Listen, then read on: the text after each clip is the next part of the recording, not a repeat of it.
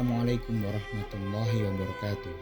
Kembali kita lanjutkan pembacaan buku Rasulullah Teladan Utama.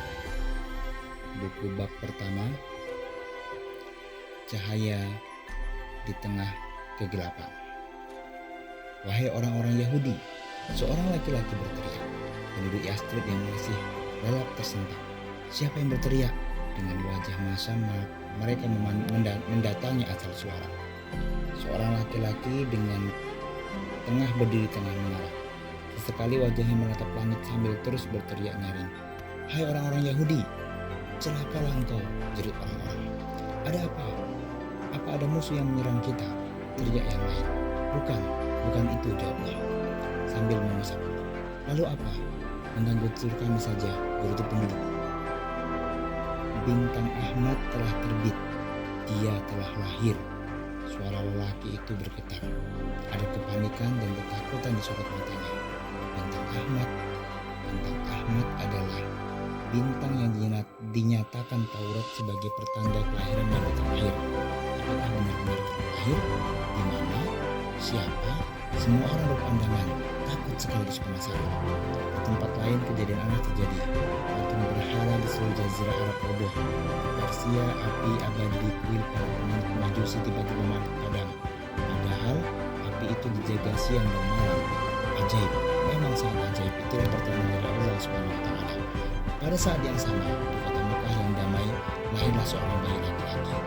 Dia adalah putra Abdullah bin Abdul Muttalib. Ibunya bernama Aminah binti Wahab. Pada saat melahirkan, Aminah melihat seberkas cahaya keluar dari tubuhnya. Diakah bintang Ahmad itu?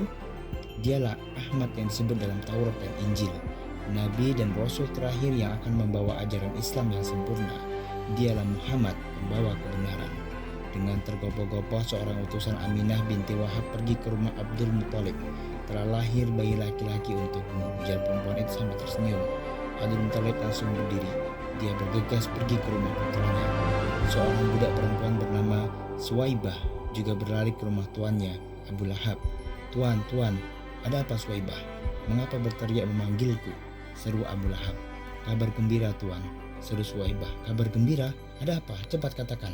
Abu Lahab tidak sabar. Putra saudara Anda telah lahir, laki-laki sehat dan tampan. Putra Tuan Abdullah telah lahir. Mata Abu Lahab berbinar. Tanpa sadar dia melompat-lompat senang seperti anak kecil. Syukurlah Abdullah memiliki putra. Abu Lahab segera berlari mau menggambarkan hal itu kepada yang lain. Kegembiraan meliputi kediaman keluarga besar Abdul Muttalib. Seluruh keluarga bersyukur atas kelahiran mereka. Seorang bayi laki-laki sehat dan tampan telah lahir. Kelak dia bukan hanya akan membawa kegembiraan untuk keluarga, tetapi juga kepada seluruh dunia. Siapakah bayi-bayi yang lahir tersebut? Siapakah nama bayi yang lahir tersebut? Bagaimana kisah selanjutnya? Terus ikuti pembacaan buku. Yang terpuji. Abdul Muttalib telah tiba di rumah sederhana tempat Aminah melahirkan putranya. Perempuan mulia itu masih terbaring lemah. Bayi laki-lakinya berbaring di sisinya. Aminah, menantunya itu membuka mata lalu tersenyum. Gemetar tangan Abdul Muttalib mengangkat cucunya. Dialah putra Abdullah yang telah tiada. Bayi ini yakin sejak dikandung ibunya. Abdul Muttalib merasa gembira sekali sedih teringat putranya. Air matanya dia tampan dan sehat. Diciumnya cucunya. Bergegas dibawanya bayi itu ke Baitullah. Abdul Muttalib bertawaf di Baitullah. Dia berdoa dan bersyukur kepada Allah SWT. Dia memilihkan nama Muhammad untuk cucunya. Muhammad artinya terpuji, sama dengan Ahmad. Muhammad dikhitan pada hari ke-7 sebagaimana yang biasa dilakukan oleh orang-orang Arab. Ketika orang-orang Mekah mengetahui nama bayi itu, mereka heran. Namanya Muhammad, tanya mereka. Muhammad nama apa itu? Saat itu kebanyakan orang-orang Arab memberi nama anaknya dengan nama-nama berhala yang disembah mereka. Mengapa engkau memberi nama Muhammad? Tanya mereka. Abdul Muttalib hanya tersenyum. Aku ingin dia menjadi orang yang terpuji, anak yang terpuji di langit dan terpuji di bumi. Muhammad kemudian disusui oleh Suwaibah. Dia adalah hamba sahaya Abu Lahab. Kebetulan saat itu dia sedang menyusui putranya. Beberapa hari kemudian datanglah rombongan dari perkampungan Bani Sya'ad. Mereka adalah para perempuan yang biasa mengambil upah menyusui anak-anak Quraisy. Itulah tradisi bangsa Arab kala itu. Setiap anak yang hidup di perkotaan harus dicarikan ibu-ibu susu dari warga pedesaan. Aminah menawarkan putranya untuk dirawat oleh para perempuan Bani Sya'ad. Namun sayang, tidak ada perempuan yang ingin mengambil Muhammad. Siapa yang ingin menyusui bayi yatim yang miskin? Aminah tidak mampu menawarkan bayaran yang tinggi. Hingga siang Muhammad masih berada dalam pangkuan ibunya. Aminah sedih sekali. Sebenarnya dia ingin merawat putranya sendiri, akan tetapi ini adalah tradisi bangsawan di negerinya. Lalu, bagaimana nasib Muhammad selanjutnya? Pengasuhan. Malang sekali nasib Aminah dan putranya. Semua perempuan menggeleng lalu berpuas-puas. Aminah meneteskan air mata sambil memeluk bayinya. Apa yang harus dia lakukan? Dia hanya bisa pasrah berdoa kepada Allah SWT. Siang menjelang, panas Mekah membakar satu persatu perempuan dari perkampungan dan saat itu mereka meninggalkan Mekah dengan anak susuan di perkampungan. Aminah meneteskan air mata. Dia menatap kepergian mereka dengan sedih, lalu dipandanginya putranya yang tidur di perkampungan. Tinggallah seorang perempuan bernama Halimah dan suaminya bernama Al-Haris. Halimah menunggang seekor kuda tua yang berjalan lambat sekali. Mereka berjalan menyusuri kota Mekah yang panas.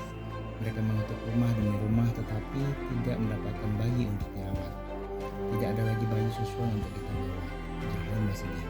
Ya, ujar suaminya lesu, kecuali bayi yatim cucu Abdullah itu. Keluarga itu memutar arah hendak pulang, namun baru beberapa meter Halimah menghentikan keluarganya dengan berbalik kata. Kenapa? Al-Haris terkejut. Aku akan mengambil bayi yatim itu. Tidak mungkin aku kembali tanpa membawa anak susuan, ujar Halimah. Al-Haris menatap istrinya. Kau serius? Halimah mengangguk. Tetapi bayi itu yatim, ujar Haris lagi. Apa yang bisa diberikan ibu dan kakeknya kepada kita? Demi Allah, aku tidak akan pulang tanpa membawa anak susuan, tegas Halimah. Baiklah, semoga Allah memberi kita berkah. Doa Al-Haris penuh harap. Mereka menuju rumah Aminah.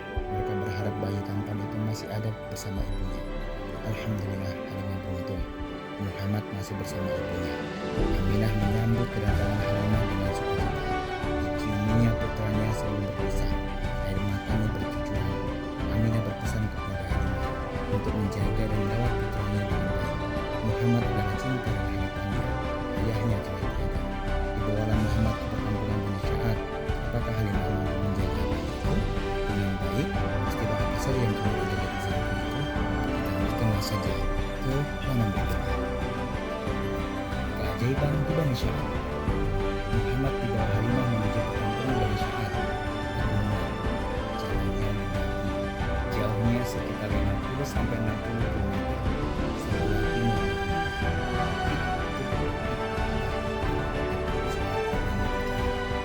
Tiba-tiba kulit Halimah bisa berlari dengan cepat. Wah, ajaib sekali.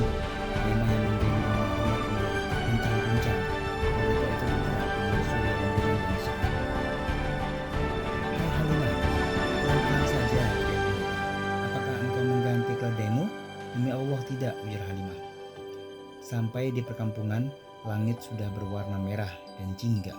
Halimah segera membawa bayi dan anaknya masuk ke rumah. Al-Haris membantu putranya memasukkan kambing ke kandang. Halimah, cepat ke sini, terdengar jeritan suaminya. Suaranya ribut sekali. Sambil menggendong Muhammad, Halimah berlari. Ada apa? Lihatlah, susu kambing-kambing kita penuh. Penuh sekali. Al-Haris terkejut. Halimah bergegas mengambil wadah. Diperasnya susu-susu kambing-kambing itu. Masya Allah, air susunya mengalir dengan deras. Mereka minum sepuasnya lalu memenuhi wadah dengan susu. Di mana engkau mengembalakan kambing? Tanya Halimah kepada putranya. Di tempat biasa, Bu, jawab anaknya sambil menggaruk kepala. Halimah berpandangan dengan suaminya lalu mengganti menatap Muhammad SAW. Bayi ini membawa berkah, ujar Halimah dalam hati. Keajaiban menghiasi kehidupan Bani Sya'ad. Tanaman, tumbuhan tumbuh dengan subur. Sumur berisi air. Kambing dan unta menghasilkan susu. Semua itu membuat Muhammad disayangi sepenuh hati oleh seluruh penduduk. Ketika Muhammad berusia 2 tahun, Halimah menyapihnya. Tiba-tiba tiba saatnya Muhammad dikembalikan kepada ibunya. Sesungguhnya aku ingin dia tetap tinggal bersama kita, baik bisik Halimah kepada suaminya. Sampai di Mekah mereka menemui Aminah. Aminah memeluk dan mencium putranya. Pada saat itu di Mekah sedang terjangkit wabah cacar. Halimah pun berhasil membujuk Aminah untuk mengizinkannya membawa Muhammad kembali ke kampung Bani Sa'ad. Hingga usia berapakah Muhammad tinggal bersama ibu susu?